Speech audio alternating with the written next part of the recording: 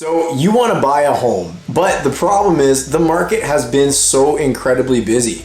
We've seen the prices run up month over month with bidding wars and incredible amounts of offers on properties, which makes your task of buying a home really difficult. So what's the solution? Well, the Liberal government said when they were running for re-election in 2021 that they wanted to put a ban on blind bidding. So let's get into what blind bidding is, what's been done all over the world, and how other countries handle blind bidding. And we're going to get into this report by the Smart Prosperity Institute all about studying the effects of blind bidding in different countries, especially during the pandemic. Welcome to the Germyn Group's Real Estate channel, where we know you've only got one chance to either buy or sell your next home, so we're here to help you get it right. Be sure to comment and like our videos so you do not miss any of our new videos that we're releasing each week, trying to provide you with incredible content. All new subscribers each month as well will be entered into a draw to win 2 of our custom monthly market update mugs, drinks with Darren, and something good to fill them up with too. Also, be sure to check the description below where you can get access to 2 of our newest PDFs to help home buyers and home sellers. One called 4 Strategies to Find Off-Market Properties, great for home buyers struggling to find homes right now. And the other for sellers, a crazy market playbook, how to sell your home and not end up homeless. In their 2021 election platform titled Forward for Everyone, the Liberal Party of Canada proposed the introduction of a home buyer's bill of rights. The proposal basically stated that buying a home needed to be fair, open, and transparent, which included banning blind bidding. Blind bidding prevents bidders from knowing the bids of other prospective buyers and ultimately drives up home prices, or so they claim.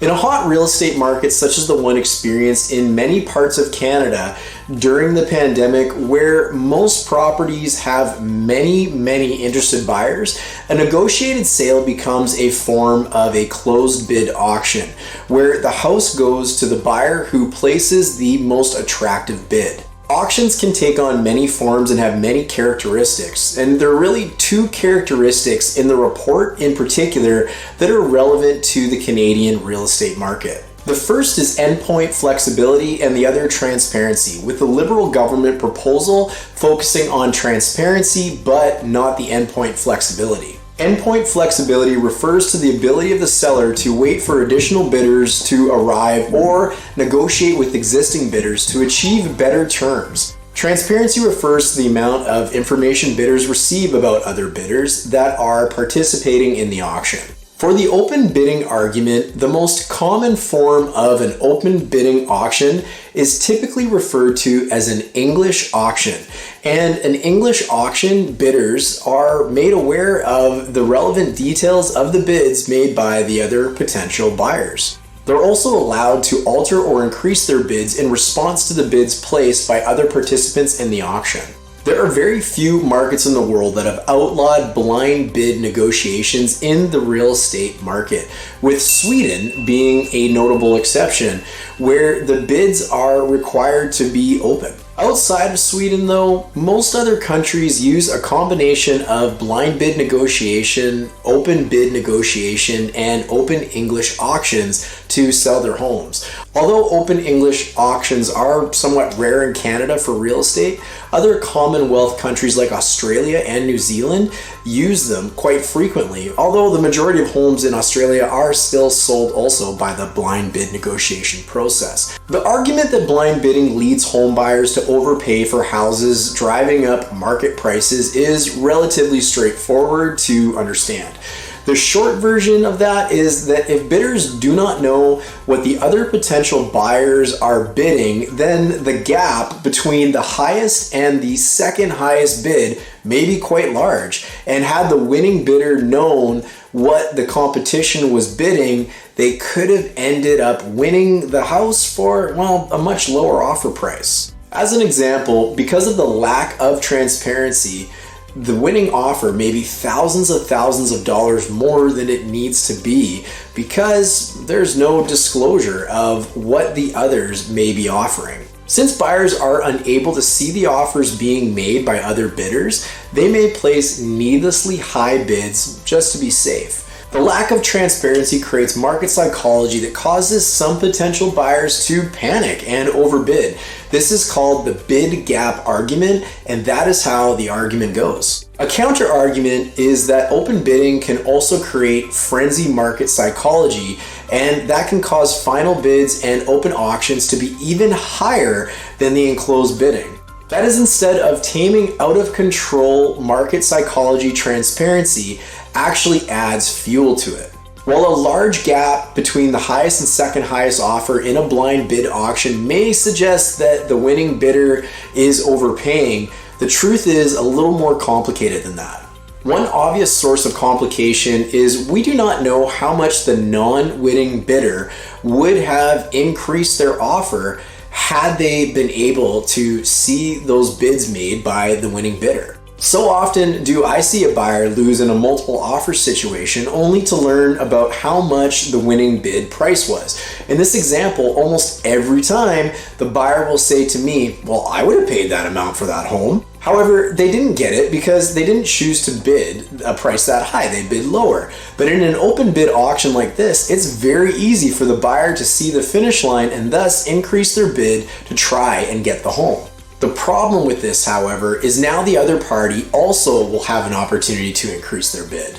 In short, the bid gap argument overlooks the fact that in an open bidding system, you see lower ranked bidders likely continue to raise their bids if they can observe the amounts being offered by the leading bidder. Skeptics of the presumption that the open bidding style auctions necessarily lead to lower prices also note that in countries where open bidding auctions are common, residential real estate prices have risen just as fast, if not faster, than Canada. In Australia, New Zealand, Ireland, and Scotland, open bid auctions are relatively common, and it is noteworthy that open bid auction formats are particularly popular for sellers during boom periods, likely due to a belief among sellers that that may lead to higher prices negotiated in a hot real estate sales market.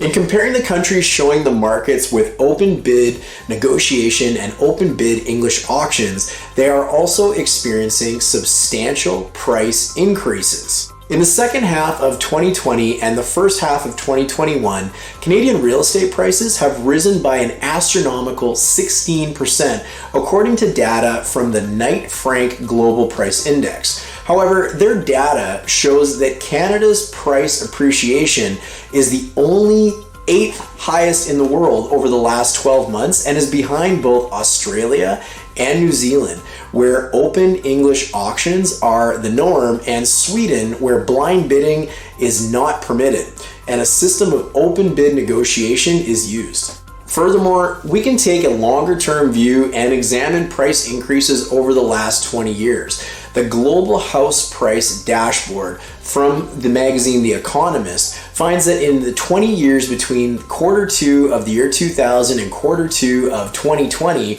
that New Zealand had the fastest growing real estate prices on the planet in terms of any advanced economy, with Canada coming in second, and then Sweden and Australia taking third and fourth spots. Norway, a country where almost all existing homes are sold by open English auction, has also experienced substantial price appreciation. While Canada has experienced some of the highest real estate price growth in the world, New Zealand, where open bidding for homes is common, has experienced even faster growth and price growth. In Sweden, where open bidding for homes is mandatory, has experienced faster home price appreciation than 6 of the 7 countries in the G7. There's also a concept in economics literature known as revenue equivalence, which is the idea that the outcome of an auction is independent of the format of that auction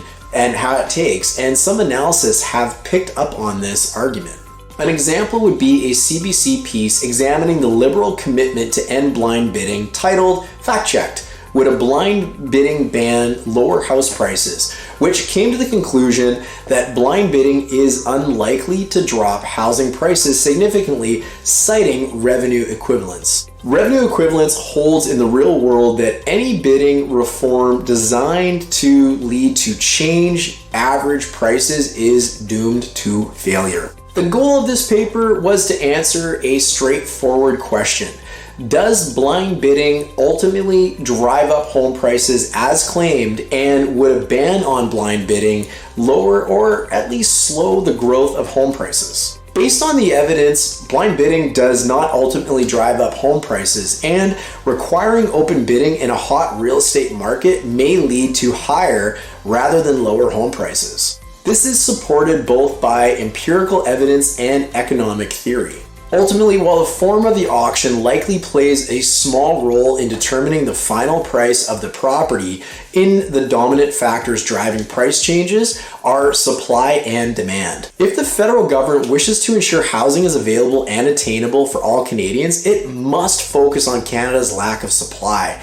In a note published by Scotiabank in 2021, it noted that Canada has the lowest number of housing units per capita in the G7, and we need an additional 1.8 million housing units to reach the G7 average.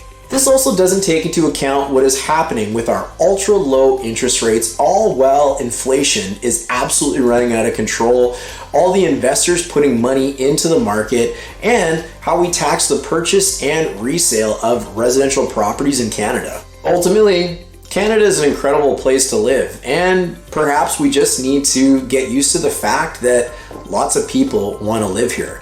Putting a ban on blind bidding may not be the solution we're looking for. To check out the full report mentioned in this video, check out the downloads section below. I'm Germyn with the Germyn Group. Don't forget to subscribe and comment below on this video.